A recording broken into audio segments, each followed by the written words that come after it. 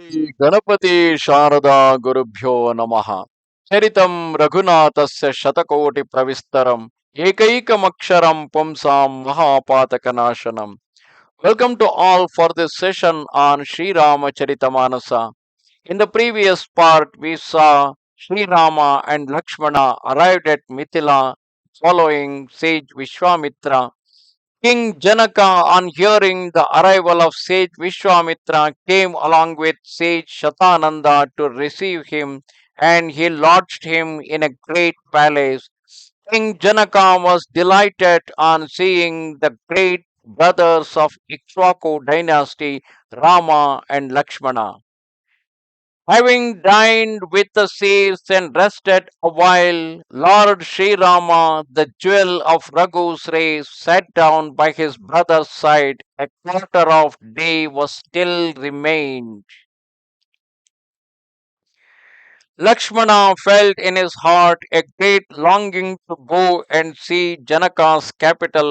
He was, however, afraid of the Lord and stood in awe of the sage.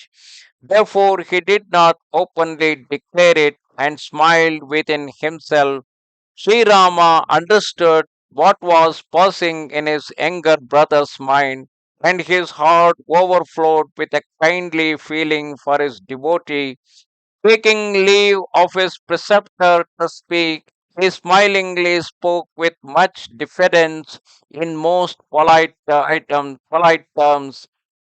My lord, Lakshmana longs to see the city, but out of fear and respect for you, he does not make it known to you. If I have your permission, I will take him round the city and quickly bring him back. Hearing this, the chief of the sages, Vishwamitra, replied in affectionate terms, it is no wonder, Rama, that you should respect good manners. You are the upholder of the moral code, my son, and bring joy to your servants out of love for them.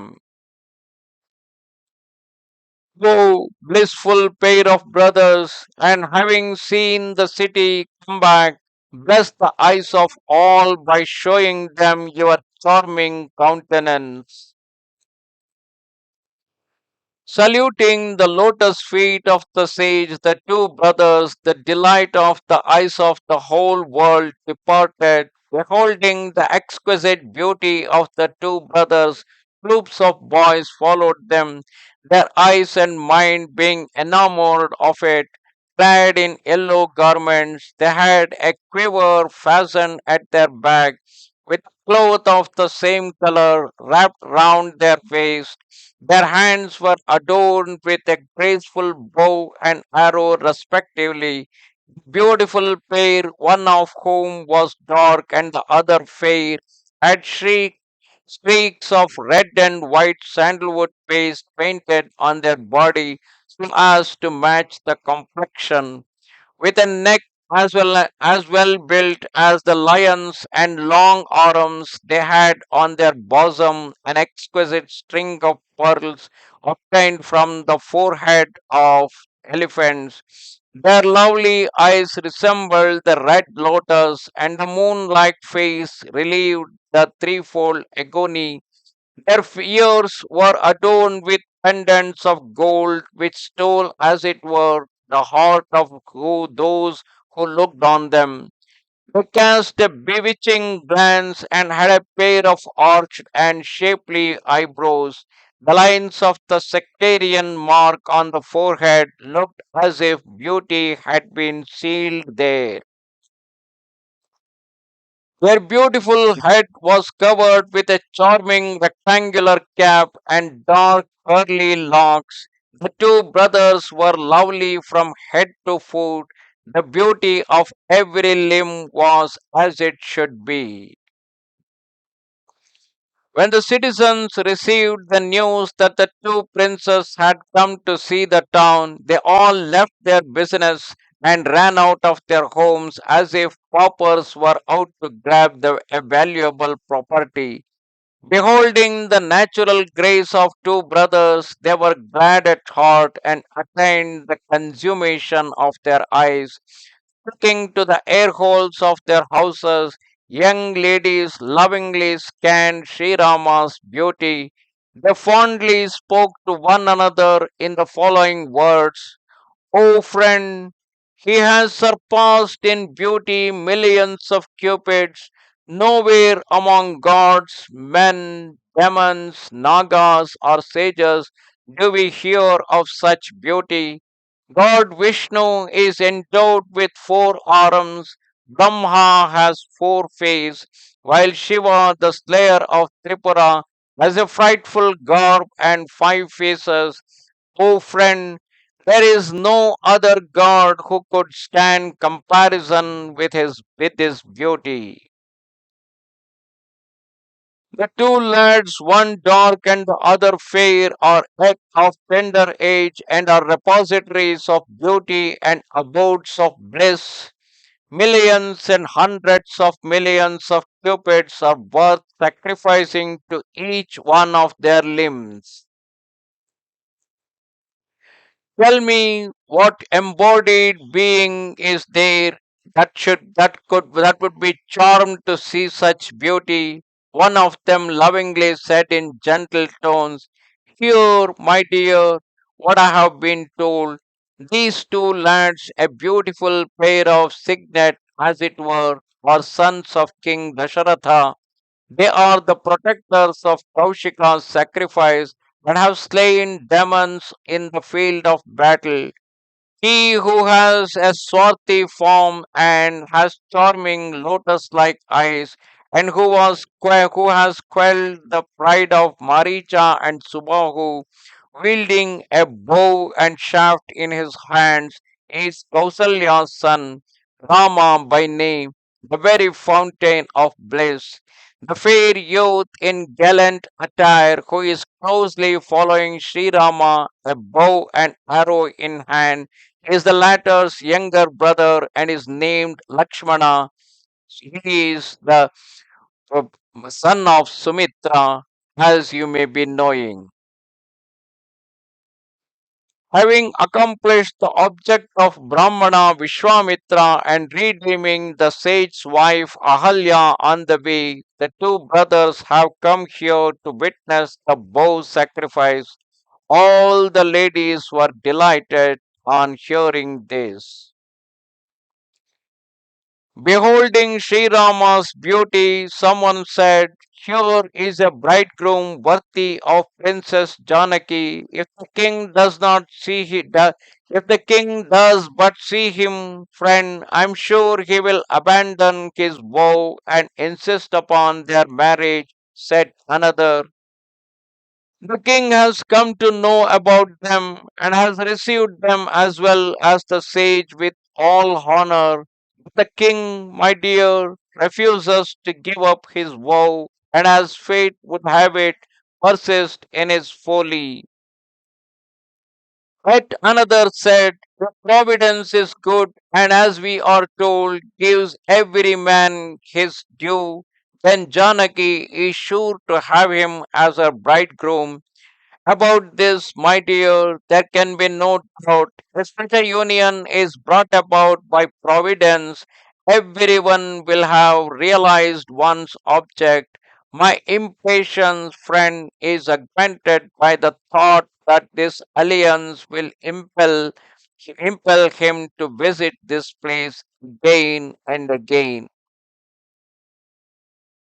Otherwise, my dear, it is out of question for us, I tell you, to see him again. Such an event can take place only when we have a rich stock of merit accumulated in previous existences.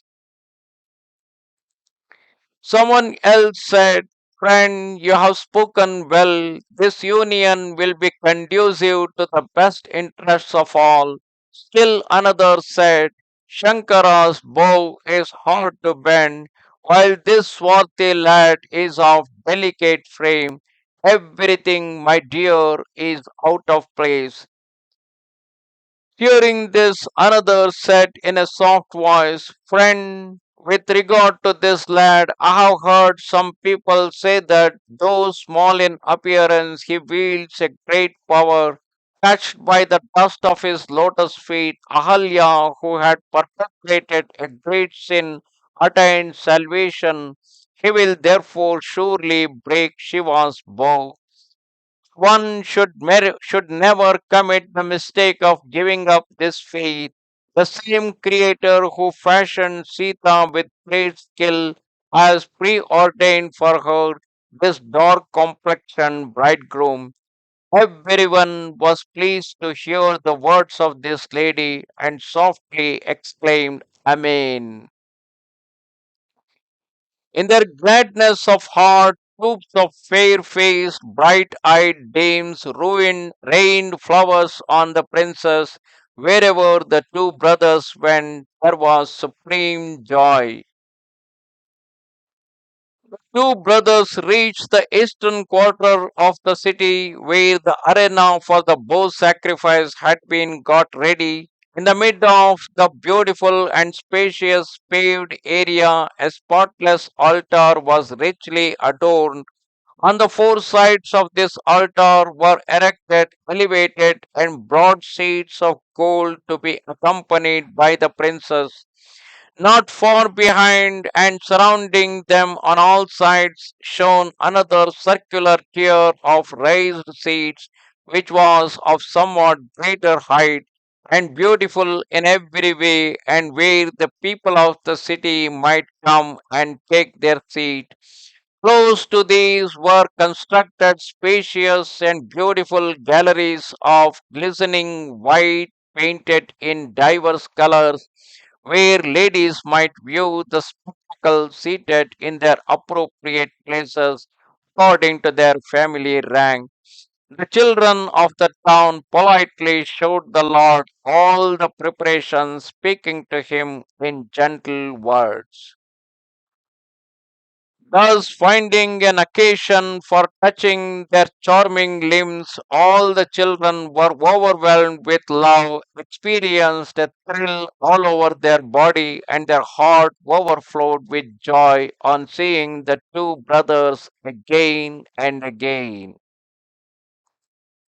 Finding all the children under the spell of affection, Sri Rama lovingly extolled the places shown by them.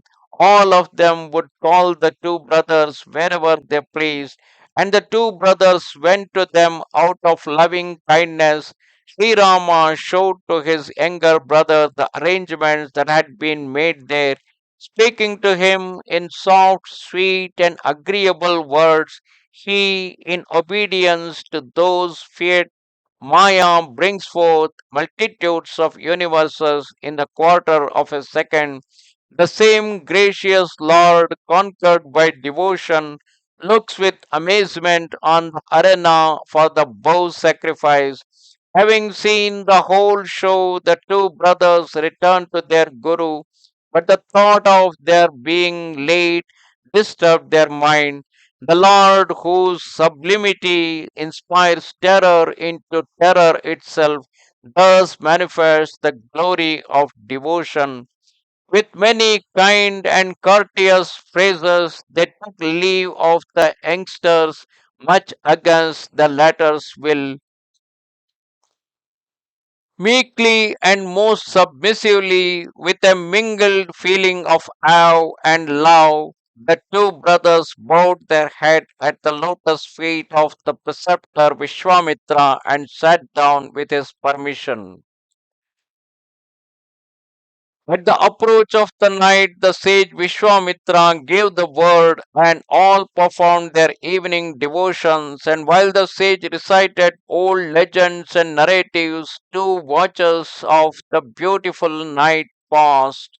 The chief of the sages, Vishwamitra, then retired to his bed, and the two brothers began to shampoo his legs. The couple whose lotus legs are sought by men of dispassion, muttering various sacred formulae and practicing different kinds of yoga, the means of union with God, lovingly rubbed the lotus like feet of their Guru.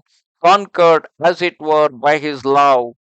When the sage asked him again and again, the chief of Raghu's race went to bed only then. Lakshmana pressed the Lord's feet to his bosom and shampooed them with reverence and love, deriving supreme joy from this service.